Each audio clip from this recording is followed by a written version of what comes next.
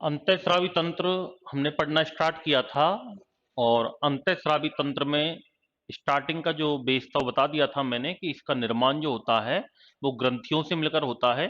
ग्रंथियां तीन प्रकार की होती हैं, बहिस्रावी, अंतःस्रावी और मिश्रित ग्रंथियां। बहिस्रावी को उदाहरण पढ़ चुके हैं अपन लगभग सारे। आज हम पढ़ेंगे अंतःस्रावी ग्रंथियां। तो हेडिंग डाल लीजिए, अंतःस्रावी ग्रंथियां।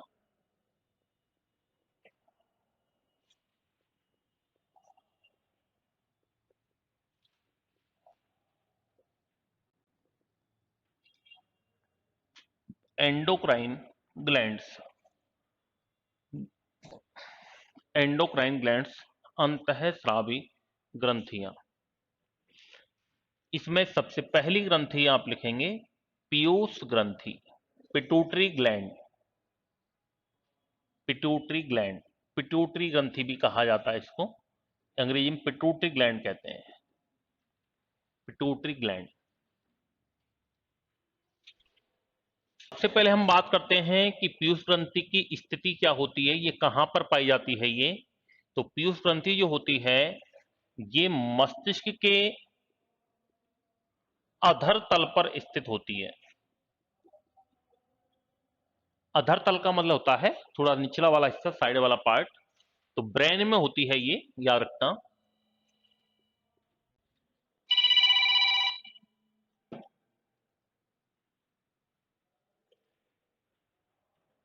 मस्तिष्क के अधर तल में स्थित होती है। इसका जो आकार होता है वो होता है मटर के दाने नुमा। कैसा होता है? मटर के दाने नुमा इसका आकार होता है।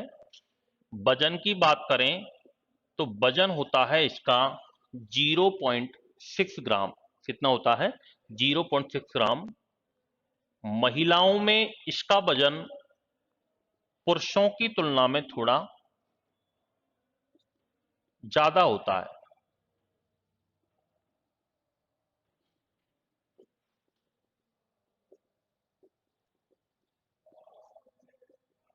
महिलाओं में इसका वजन पुरुषों की तुलना में थोड़ा ज्यादा होता है। वजन 0.6 ग्राम होता है, मटर के दाने नुमा होती है।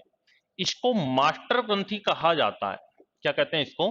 मास्टर ग्रंथि कहते हैं, क्योंकि यह शरीर में पाई जाने वाली अन्य सभी ग्लैंड्स पर नियंत्रण का कार्य करती है। अन्य सभी जितनी भी ग्लैंड्स हैं पिट्यूटरी ग्लैंड के अलावा, जैसे थाइमस ग्लैंड है, थायराइड ग्लैंड है, पैराथायराइड है, थाइमस है, पीनियल है, उस सभी ग्लैंड्स पर क्या काम करती है? ये कंट्रोल कोऑर्डिनेशन का कार्य करती है, नियंत्रण का कार्य करती है। इसलिए इसको क्या कहा जाता है? मास्टर ग्लैंड कहा जाता है। पीयूष ग्रंथि से जो हार्मोन निकलते हैं, अब हम बात करते हैं कि इससे कौन कौन से हार्मोन निकलते हैं। सीक्रेटेड हार्मोन या स्त्रवित हार्मोन। स्त्रवित हार्मोन में सबसे पहला हार्मोन है जिसका नाम है पिट्यूटराइन हार्मोन। क्या नाम है? पिट्यूटराइन हार्मोन, या इसको ग्रोथ हार्मोन भी कहा जाता है। क्या कहते हैं इसको? ग्रोथ हार्मोन, या इसको सोमेटो ट्रोपिक हार्मोन भी कहा जाता है। क्या कहा जाता है इसको?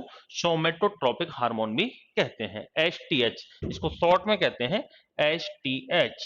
सोमेटोट्रोपिक हार्मोन कहते हैं, ग्रोथ हार्मोन भी इसी को कहते हैं, पिट्यूटराइन हार्मोन भी इसी को कहा जाता है। अब हम बात करते हैं कि इसकी कमी से कौन कौन से रोग होते हैं। प्रश्न आता है निम्न में से कौन सा रोग पिट्यूटराइन हार्मोन कमी से होने वाला रोग है? या पूछ लिया बोनापन कौन से हार्मोन कमी से होता है? सर्कस के जो बोने होते हैं उनमें कौन से हार्मोन कमी हो जाती है? तो इस प्रकार के प्रश्न आ सकता है। तो कमी से होने वाला रोग, पहला कमी से यदि पूछा जाए तो पहला कमी से रोग होता है जिसका नाम है बोनापन। क्या है? बोनापन, जिसको ड्वार्फिन भी कहा जाता है। और इसमें होता क्या है? इसमें व्यक्ति का कद छोटा रह जाता है। इसमें व्यक्ति का कद छोटा रह जाता है, जिसको क्या कहा जाता है? ड्वार्फिन या बोनापन कहते हैं। दूसरा जो इसको, इन्हें मिजेट्स भी कहा जाता है। सर्कस के जो बोने होते हैं ना, इनको मिजेट्स भी कहते हैं। इन्हें मिजेट्स या सर्कस के बोने कहा जाता है। सर्कस के बोने या मिजेट्स, इन्हीं रोगियों को कहा जाता है। तो पहला रोग कमी से कौन सा हो गया? बोनापन। कमी से होने वाले दूसरे रोग की यदि हम बात करें तो सेकंड रोग होता है कमी से, जिसका नाम है साइमंड डिजीज। क्या नाम है?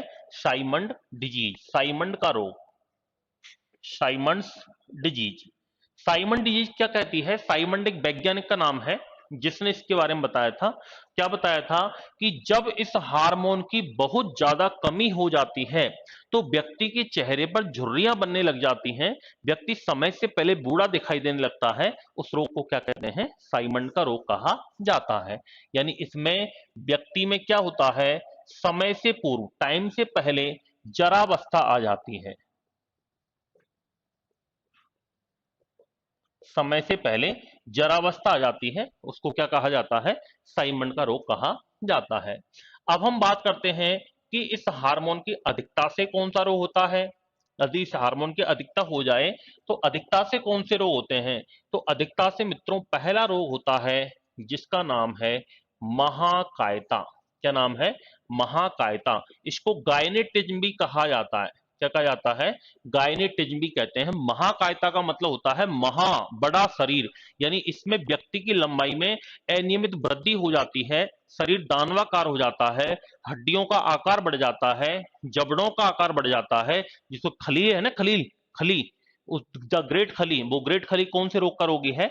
महाकायता का है। तो इसमें तो होता क्या है? व्यक्ति की जो लेंथ होती है, हाइट होती है, उस लंबाई में, ऊंचाई में अनियमित, इरेगुलर, यानी कोई फिक्स नहीं होती है, वृद्धि होती ही रहती है, तो उसको अनियमित वृद्धि हो जाती है, शरीर दानवाकार हो जाता है, इरेगुलर ग्रोथ हो जाती है। उस रोग को क्या कहते हैं? महाकायता कहते हैं। और दूसरा, इसकी अधिकता से एक रोग होता है जिस डिजीज का नाम है काइफोसिस। क्या नाम है? काइफोसिस। इसमें क्या होता है? इसमें व्यक्ति की कुवड़ निकलने लगती है, कूब जाता है, कुवड़ निकलने लगती है। समझते हो क्या कुवड़ का मतलब? रीढ़ की हड्डी टेढ़ी हो जाती है, पीछे की तरफ ये वाला हिस्सा पीछे की तरफ निकल जाता है, उसको क्या कहते हैं? काइफोसिस। तो पहला हार्मोन हमने पढ़ा है कौन सा? पिट्यूटराइन हार्मोन, ग्रोथ हार्मोन या सोमेटोट्रोपिक हार्मोन। कमी से दो रोग बताए हैं और अधिकता से दो रोग बताए हैं, ये नोट करो।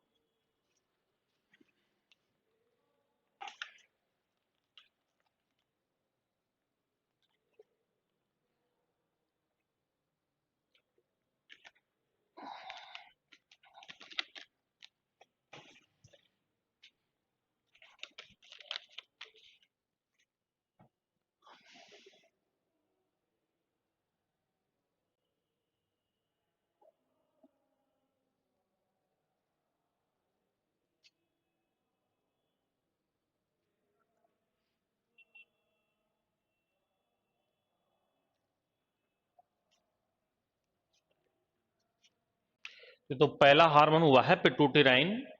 याद रखना, इसको हमने मास्टर ग्रंथि कहा है। भाई सीधी सी बात है, यदि मास्टर ग्रंथि कहा है तो मास्टर का मतलब है अन्य पर कंट्रोल करती है, तो कंट्रोल करेगी तो हार्मोन इससे ज्यादा निकलेंगे। भाई कंट्रोल कोऑर्डिनेशन होता किससे है? हार्मोन से होता है।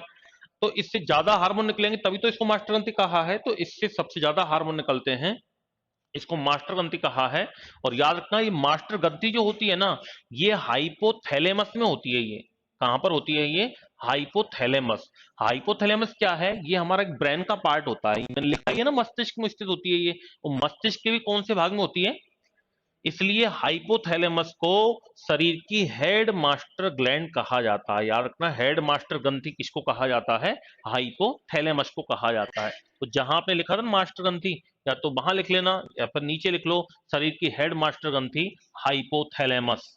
शरीर की हेड मास्टर ग्रंथि हाइपोथैलेमस। शरीर की हेड मास्टर ग्रंथि हाइपोथैलेमस।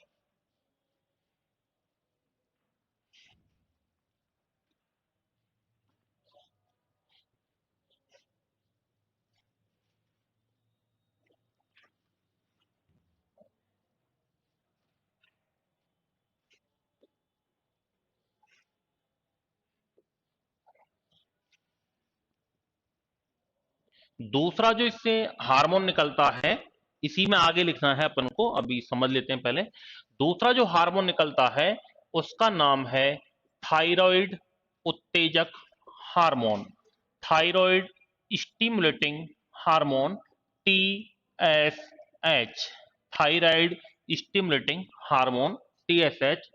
थायराइड उत्तेजक जो हार्मोन है ये क्या काम करता है, ये थायराइड ग्रंथि को उत्तेजित करता है। क्या काम करता है ये, थायराइड ग्रंथि को स्टिमुलेट करता है, उत्तेजित करता है, नियंत्रित करता है कि तू थायरोक्सिन हार्मोन निकाल। थायराइड ग्रंथि कहाँ होती है, कैसी होती है, वो चर्चा तो अपन अभी बाद में करेंगे, फिर उसके बाद जब थायराइड को पढ़ेंगे। यहां तो केवल ये प्रेरणा देती है, भाई मास्टर क्या काम कर सकता है, मैं आपको मोटिवेट कर सकता हूं, स्टिमुलेट कर सकता हूं, काम तो आपको करना पड़ेगा।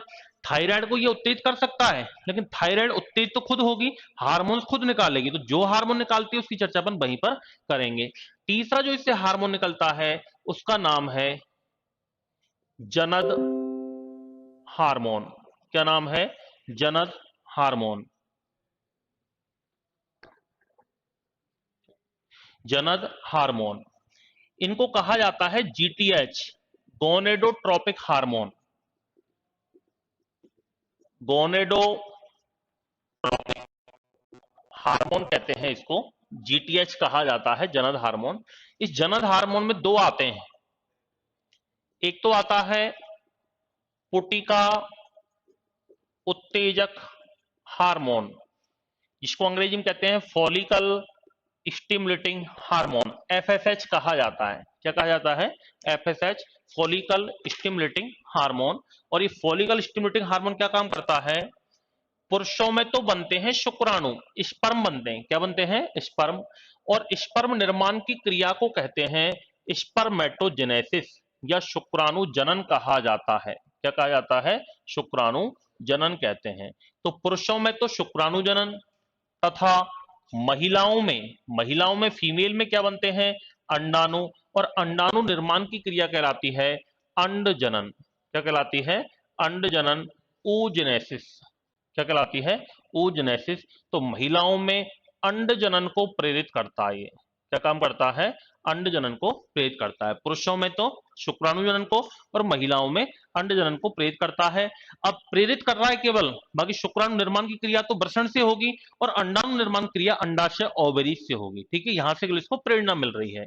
दूसरा जो इसका हार्मोन है उसका नाम है ल्यूटिनाइजिंग हार्मोन, जिसको LH कहते हैं शॉर्ट में, ल्यूटिनाइजिंग हार्मोन। और ल्यूटिनाइजिंग हार्मोन क्या काम करता है, ये हार्मोन पुरुषों में तो मेल के अंदर एक हार्मोन निकलता है, पुरुषों में मेल में एक हार्मोन निकलता है जिसका नाम है टेस्टिस्टेरोन। क्या नाम है, टेस्टिस्टेरोन। तथा फीमेल के अंदर, या हम कह सकते हैं महिलाओं में, दो हार्मोन निकलते हैं, एक तो एस्ट्रोजेन और एक निकलता है प्रोजेस्टेरॉन। कौन सा है, प्रोजेस्टेरॉन। इन दोनों हार्मोन्स को प्रेरित करने का काम कौन करता है, ल्यूटिनाइजिंग करता है। कौन करता है, ल्यूटिनाइजिंग करता है। इस हार्मोन को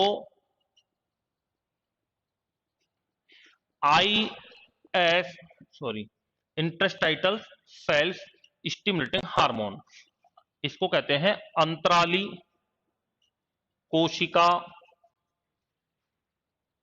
उत्तेजक हार्मोन।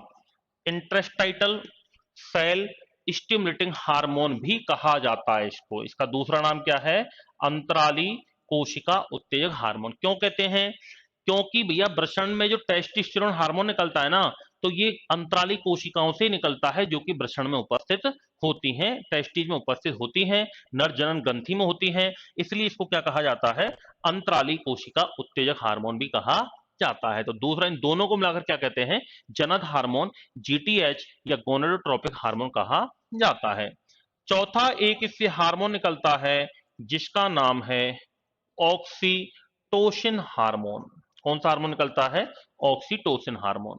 ऑक्सीटोसिन हार्मोन क्या काम करता है, यह हार्मोन महिलाओं में प्रसव, लेबर पेन, जब बच्चा होता है तो बच्चे के जन्म के समय प्रसव क्रिया कहते हैं उसको, तो ये प्रसव के समय क्या काम करता है, ये गर्भाशय की पेशियों में संकुचन पैदा करता है। यूट्रस, गर्भाशय की पेशियों में संकुचन पैदा करता है ये। क्या पैदा करता है?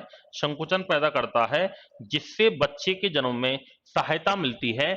इसलिए इसको प्रसव पीड़ा का हार्मोन भी कहते हैं। इसको क्या कहते हैं? लेबर पेन हार्मोन या प्रसव पीड़ा का हार्मोन किसको कहा जाता है? ऑक्सीटोसिन को। इसको जन्म का हार्मोन भी कहा जाता है, बर्थ के समय काम आता है ये, इसलिए इसको बर्थ हार्मोन के नाम से भी इसको जाना जाता है। जब अबॉर्शन होता है, गर्भपात होता है, तब भी स्त्रियों में यही हार्मोन निकलता है, इसलिए इसको अबॉर्शन हार्मोन या गर्भपात का हार्मोन भी कहा जाता है।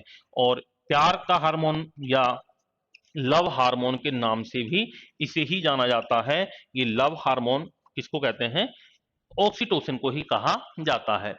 पशुओं में दुग्ध निष्कासन के लिए कौन सा इंजेक्शन लगाया जाता है? ऑक्सीटोसिन के ही इंजेक्शन लगाए जाते हैं। तो चारों हार्मोन भी किससे निकलते हैं? अंतःस्रावी ग्रंथियों में उपस्थित स्थित पीयूष ग्रंथि से निकलते हैं। ये किससे निकलते हैं? पीयूष ग्रंथि से। नोट कीजिए।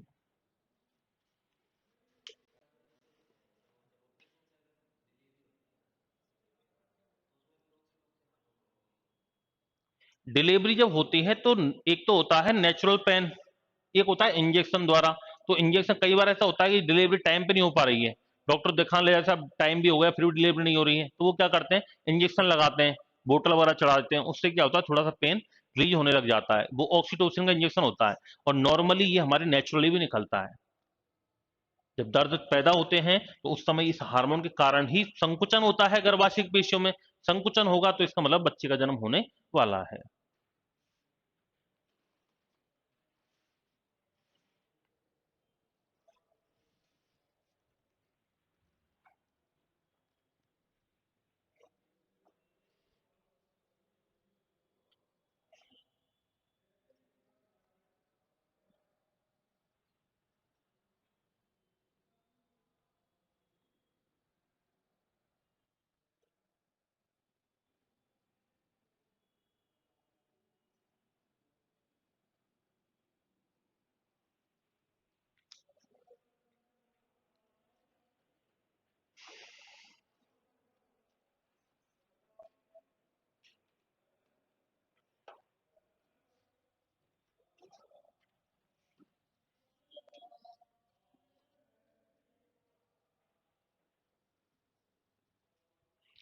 तो दूसरा हार्मोन हो गया थायराइड उत्तेजक हार्मोन, थायराइड ग्रंथि को स्टिमुलेट करता है।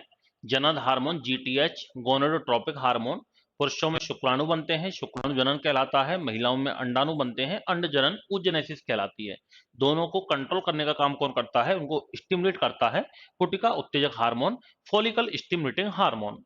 एक होता है एलएच ल्यूटिनाइजिंग हार्मोन, जो कि पुरुषों मेल में टेस्टोस्टेरोन और फीमेल के अंदर एस्ट्रोजन और प्रोजेस्टेरोन हार्मोन को प्रेरित करता है। और इस हार्मोन को क्या कहते हैं? आईसीएसएच भी कहा जाता है पुरुषों में, केवल किसको? ल्यूटिनाइजिंग हार्मोन को। ऑक्सीटोसिन ये प्रसव के समय यूट्रस की पेशियों में संकुचन कॉन्ट्रैक्शन पैदा करता है, जिससे बच्चे के जन्म में सहायता मिलती है, लेबर पेन होना चालू हो जाता है। प्रसव पीड़ा का हार्मोन कहते हैं, जन्म का हार्मोन भी कहते हैं, प्यार का हार्मोन लव हार्मोन के नाम से जाना जाता है। और अबॉर्शन के समय निकलता है तो गर्भपात का हार्मोन भी कहा जाता है इसको। पांचवा हार्मोन लिखेंगे लैक्टोजेनिक हार्मोन।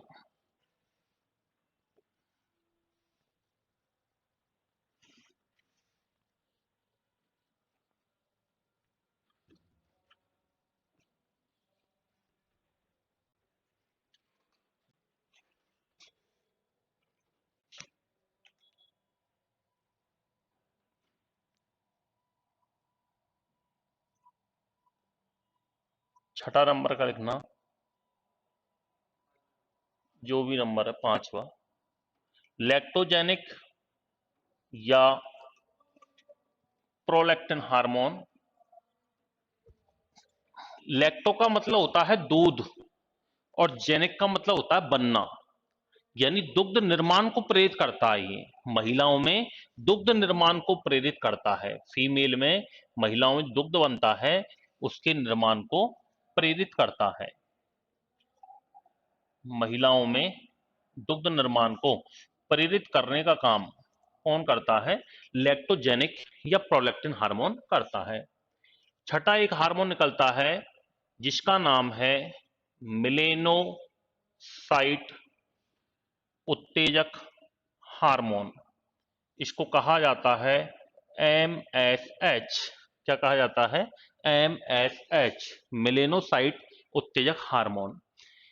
ये हार्मोन क्या काम करता है? यह हार्मोन अभी हम एक ग्रंथि पढ़ने वाले हैं जिसका नाम है पीनियल ग्रंथि। और पीनियल ग्रंथि से एक हार्मोन स्रावित होता है जिसका नाम है मिलेटोनिन। क्या नाम है? मिलेटोनिन। अब पीनियल ग्रंथि क्या होती है, मिलेटोनिन हार्मोन क्या काम करता है, ये चर्चा अभी हम पीनियल ग्रंथि में ही करेंगे। लेकिन उसको प्रेरित करने का काम कौन करता है? मेलेनोसाइट उत्तेजक हार्मोन। जहां मेलेनो शब्द आ जाए वहां त्वचा से मतलब होता है, त्वचा के रंग से मतलब होता है। यानी मेलेटोनिन हार्मोन त्वचा के रंग का निर्धारण करता है, लेकिन उसको निकलने के लिए प्रेरित कौन करता है? मेलेनोसाइट उत्तेजक हार्मोन करता है। तो हम कह सकते हैं कि पीनियल ग्रंथि से निकलने वाले स्रावित मेलेटोनिन हार्मोन को प्रेरित करने का काम कौन करता है? मेलेनोसाइट उत्तेजक हार्मोन करता है। तो इससे लगभग ये हमारे 6 हार्मोन इससे निकलने वाले महत्वपूर्ण हार्मोन हो चुके हैं। एक सातवां एक हार्मोन और याद रख लेना इसमें, जिसका नाम है एड्रिनो कॉर्टिकोट्रोपिक हार्मोन। इसको शॉर्ट में कहते हैं ACTH, एड्रिनो कॉर्टिकोट्रोपिक हार्मोन। ये क्या काम करता है? एड्रिनो का मतलब होता है एड्रिनल ग्रंथि। एड्रिनो का मतलब क्या होता है? एड्रिनल ग्रंथि। और एड्रिनल ग्रंथि के दो भाग होते हैं, एक तो होता है कॉर्टेक्स और एक होता है मेडुला। दोनों भाग से अलग अलग हार्मोन निकलते हैं। इसमें क्या है? एड्रिनो कॉर्टिको, कॉर्टिको का मतलब होता है कॉर्टेक्स। तो एड्रिनल ग्रंथि के जो कॉर्टेक्स भाग से जो हार्मोन निकलते हैं, कौन से निकलते हैं उसकी चर्चा अपन जब एड्रिनल ग्रंथि पढ़ेंगे वहीं पे करेंगे। लेकिन उन हार्मोन्स को प्रेरित करने का काम, कॉर्टेक्स भाग से स्रावित हार्मोन्स को प्रेरित करने का काम कौन करता है? एड्रिनो कॉर्टिकोट्रोपिक हार्मोन करता है। कौन करता है? एड्रिनो कॉर्टिकोट्रोपिक हार्मोन करता है। तो एड्रिनो कॉर्टिकोट्रोपिक हार्मोन ACTH। तो ये 3 हार्मोन और किससे निकलते हैं? पीयूष ग्रंथि से। तो पहला हो गया वृद्धि हार्मोन या सोमेटोट्रोपिक हार्मोन, दूसरा हो गया थायराइड उत्तेजक हार्मोन, तीसरा अपन ने पढ़ा था जनद हार्मोन जिसमें 2 हार्मोन पढ़े थे FSH और LH, चौथा हमने पढ़ा था ऑक्सीटोसिन, पांचवा है लैक्टोजेनिक या प्रोलैक्टिन हार्मोन, छठा है मेलेनोसाइट उत्तेजक हार्मोन, सातवां है एड्रिनोकॉर्टिकोट्रोपिक हार्मोन, और आठवां एक लास्ट हार्मोन इससे और अपन को याद रखना है जिसका नाम है एंटी डाई यूरेटिक, जिसको शॉर्ट में कहते हैं ADH, या इसका दूसरा नाम है वैसोप्रेसिन हार्मोन। कौन सा हार्मोन है? वैसोप्रेसिन हार्मोन, एंटी डायूरेटिक या वैसोप्रेसिन हार्मोन। ये हार्मोन क्या काम करता है? इस हार्मोन की जब कमी हो जाती है तो इस हार्मोन की कमी से क्या होता है? जल का एब्जॉर्बेशन कम हो जाता है।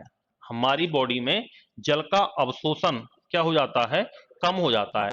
जब जल का अवशोषण कम होगा, नॉर्मली व्यक्ति को 5 से 6 लीटर पानी पीना चाहिए, अपन पढ़ चुके हैं श्वसन तंत्र में, जिसका 70% हमारी बॉडी में एब्जॉर्ब होना जरूरी है। मूत्र के रूप में 30% जाना चाहिए। लेकिन इसमें होता क्या है कि एब्जॉर्बेशन कम हो जाता है, व्यक्ति पानी भी ज्यादा पीता है, यूरिन के लिए बार बार जाता है। जब अवशोषण कम होगा तो यूरिन ज्यादा बनेगा, यूरिन ज्यादा बनेगा तो व्यक्ति बार बार यूरिन ले जाएगा, पानी कमी बनी रहेगी, फिर पानी पिएगा, फिर यूरिन जाएगा, यानी इसमें व्यक्ति बार बार मूत्र त्याग के लिए आता है और व्यक्ति को बार बार इसमें प्यास लगती है, तो अवशोषण कम हो जाता है, जिसके कारण व्यक्ति या रोगी बार बार मूत्र त्याग के लिए जाता है। और बार बार मूत्र त्यागने को कहा जाता है पॉलीयूरिया। बताया था मैंने आपको, बार बार यूरिन के लिए जाना क्या कहलाता है? पॉलीयूरिया। और फिर इसमें व्यक्ति को बार बार प्यास लगती है, व्यक्ति को बार बार प्यास लगती है, और व्यक्ति को बार बार प्यास जो लगती है हमें, इसको विज्ञान में रोग कहते हैं एक, जिसका नाम है पॉलीडिप्सिया। क्या नाम है? पॉलीडिप्सिया, यानी व्यक्ति को बार बार इसमें प्यास लगती है, बार बार उंगली जाता है। कुल मिला के इस रोग का एक नाम और है जिसको कहा जाता है, इसको डायबिटीज इंसिपिडस। क्या कहते हैं इस रोग को? डायबिटीज इंसिपिडस, या हिंदी में इसका एक दूसरा नाम है उदक मेही। क्या है, उदक मेह इसको कहा जाता है। अब सुनो, एक तो डायबिटीज मेलिटस होता है, जिसको हम शुगर की बीमारी कहते हैं ना, बड़े बूढ़ों को जो अक्सर होती है शुगर की बीमारी, वो ये नहीं है, वो दूसरी है, वो अपन पढ़ेंगे अग्नाशय ग्रंथि में, जिसमें इंसुलिन की कमी हो जाती है। इंसुलिन की कमी हो जाती है तो क्या होता है, ग्लूकोज मूत्र के द्वारा सीधे ही बाहर निकल जाता है। जिसमें ग्लूकोज बाहर निकलता है मूत्र के द्वारा, वो तो कहलाता है मधुमेह। क्या कहलाता है, मधुमेह की बीमारी, जिसको अंग्रेजी में कहते हैं डायबिटीज मेलिटस। क्या कहते हैं, मेलिटस, जो अपन पढ़ेंगे अग्नाशय ग्रंथि में। इसको हमने नाम दिया उदक मेह, वो है मधुमेह। ठीक है, उदक मेह में क्या होता है, उदक का मतलब होता है पेट, उदर उदर। ठीक है, उदक यानी होता है पानी, उदक का मतलब क्या होता है, पानी, यानी इसमें पानी का एब्जॉर्प्शन क्या हो जाता है, कम हो जाता है, व्यक्ति बार बार उंगली जाता है, इस चीज को क्या कहते हैं, उदक मेह कहते हैं। मधु में, मधु का मतलब होता है मीठा, उसमें ग्लूकोज बाहर निकलता है, इस चीज को क्या कहते हैं, मधुमेह कहते हैं, इसको क्या कहते हैं, उदक मेह कहते हैं। और सामान्यतः चाय कॉफी शराब आदि का सेवन ज्यादा करते हैं, उनमें जनरली इस हार्मोन की कमी हो जाती है। चाय बहुत ज्यादा पीते हैं, शराब पीते हैं, उनमें जल का एब्जॉर्प्शन कम हो जाता है, वो बार बार उनके लिए जाते फिरते रहते हैं, तो उसको क्या कहते हैं, डायबिटीज इंसिपिडस या उदक मेह कहा जाता है। तो हम ये कह सकते हैं कि प्राय चाय कॉफी शराब आदि का सेवन करने वाले लोगों में इसकी कमी हो जाती है। तो ये सारे हार्मोन किससे निकलते हैं भाई, पीयूष ग्रंथि से। तो ये हमारी पहली ग्रंथि कंप्लीट हुई है, पीयूष ग्रंथि, पिट्यूटरी ग्लैंड। देखो, कठिन चीज को समझने में थोड़ा सा टाइम लगता है, याद करने में समय लगता है, 2-3 बार रिवाइज करना पड़ता है, लेकिन अपन को पढ़ना सारा ही है कि क्वेश्चन कोई पता नहीं कहाँ से आ जाए। और देखो, मेहनत तो करनी पड़ेगी भैया, बिना मेहनत के मैं भी आपको चाहता तो एक ही हार्मोन बता के छुट्टी कर देता, दूसरी थायराइड ग्रंथि अब तो पूरी हो जाती मेरी। लेकिन जब एग्जाम में क्वेश्चन पूछ लिया और वो आपको आए नहीं, तो फिर पढ़ाने का मतलब क्या है। तो अपन चाहते हैं आपको दो चीज ज्यादा मिले, क्योंकि आजकल लेवल कुछ नहीं होता, जो पूछ ले वही लेवल है, समझ रहे हो। तो अपन थोड़ा सा एक्स्ट्रा भी अपन को पढ़ के चलना है। सरल आ जाए तो अच्छी बात है, लेकिन कठिन आ गए तब क्या करोगे। और ये समझ लेना, बार बार कंप्यूटर की भर्ती नहीं आएगी, पहली बार तो अब आई है 21 शताब्दी में, अब फिर पता नहीं कब की कब आएगी। और मैं अभी भी कह रहा हूँ, तैयारी में लग जाओ बहुत अच्छे से, वैकेंसी बहुत है, और तैयारी करने वाले रियल में कम रहते हैं। अधिकतर तैयारी करने वाली जो भीड़, अभी जब फॉर्म भरे जाएंगे ना, आप सुनोगे कि आज 6 लाख ने फॉर्म भरा है, 8 लाख ने भरा है, जो भी है। हालांकि इसमें बहुत ज्यादा फॉर्म नहीं आने वाले, मतलब जैसे जैसे बीएड 15 लाख 20 लाख आते हैं ना, इतने फॉर्म इसमें नहीं आएंगे। लेकिन मैं तो कह रहा हूँ 15 लाख भी आए तब भी घबराना नहीं हो, क्योंकि अधिकतर भीड़ है। अधिकतर बच्चे आपको ऐसे मिलेंगे जो 8 घंटे तो जॉब करते हैं, फिर 1-1.5 घंटे खाना पीना बनाते हैं, 2 घंटे पढ़ेंगे, ऑनलाइन सिलेबस ले लेंगे, कोर्स ले लेंगे, और फिर वो कहता हम तैयारी कर रहे हैं।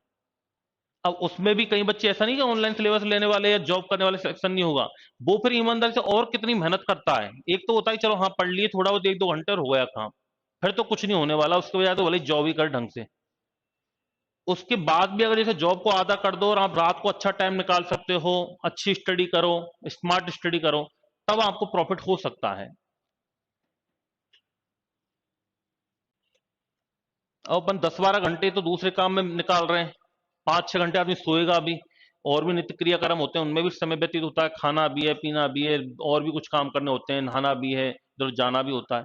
तो समय कितना निकाल पाते हैं पढ़ने के लिए, डिपेंड उसके ऊपर करता है, चाहे घर बैठ के निकालो चाहे कोचिंग में निकालो, कैसे भी निकालो, लेकिन पढ़ना है एक्स्ट्रा। 1-2 घंटे पढ़ने से काम नहीं चलेगा। और अधिकतर विद्यार्थी, जो भीड़ होती है ना, लाख जिसको कह देते हैं ना हम, लाखों हो गए, वो लाखों में से अधिकतर ऐसे होते हैं।